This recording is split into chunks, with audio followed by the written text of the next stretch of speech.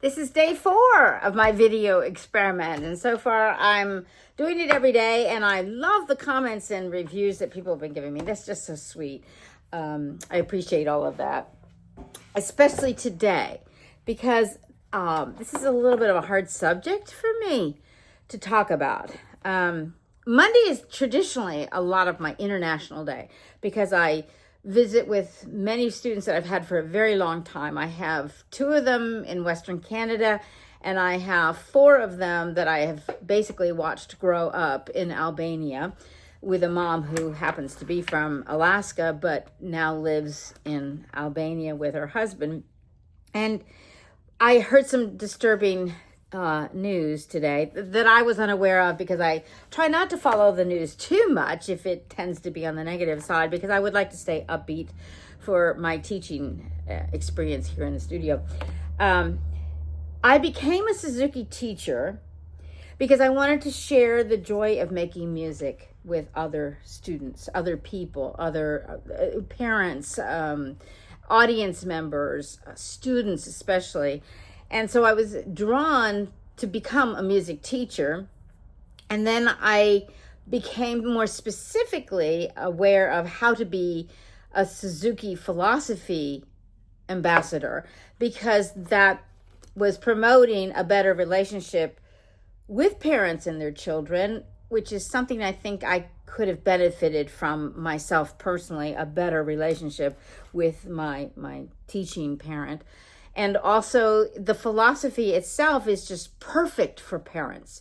How to build ability, character development without falling prey to all those horrible things that drag you down in terms of philosophy or competition or something. It's the growth mindset versus the fixed mindset. And I was drawn to the specific Suzuki philosophy because that was its focus, and it fit really well with what I personally would have liked to have had as a child. So it was disturbing to me to hear from my Canadian neighbors who were saying to me, "Did you hear about the travel advisory our government in Canada has put out for travel to the United States? It's definitely discouraged because they are afraid of having their documents confiscated at the border, being put in detention centers." And this is a fact because I did research that then, because I could not believe it. I grew up in the Northeast United States, and we traveled to Canada. We did it more than once. And it was, of course, a very easy thing to do. This is not my experience. Having this terrorism thing is kind of a newer thing later in my life. When I was first going to Europe in 1972, we didn't have things like terrorism. It wasn't referred to that way. We were having the initial start of things like that, but now it's grown into a real thing. Terrorism is supposed to scare you.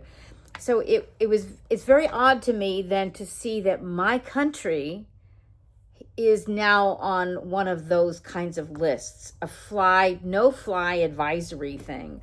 I'm distressed about that. And in my research, I discovered that Canada is not alone, that apparently we are on the no-fly list for several other countries as well. This disturbs me, but I believe that we get what we focus on. We are attracting and magnetizing the things that we are focusing on and what we are looking for. I am not looking for that problem. I am going to be looking for abundance, the joy, music as an expression of the highest of our culture. And that's what I'm going to be looking for in my day 4 today. I have a series of students right now that will be coming through the door for the rest of this afternoon. And I am going to be looking for the joy to share with everyone at the highest vibrational level that music will allow me to have. I hope you enjoy the day that you deserve as well.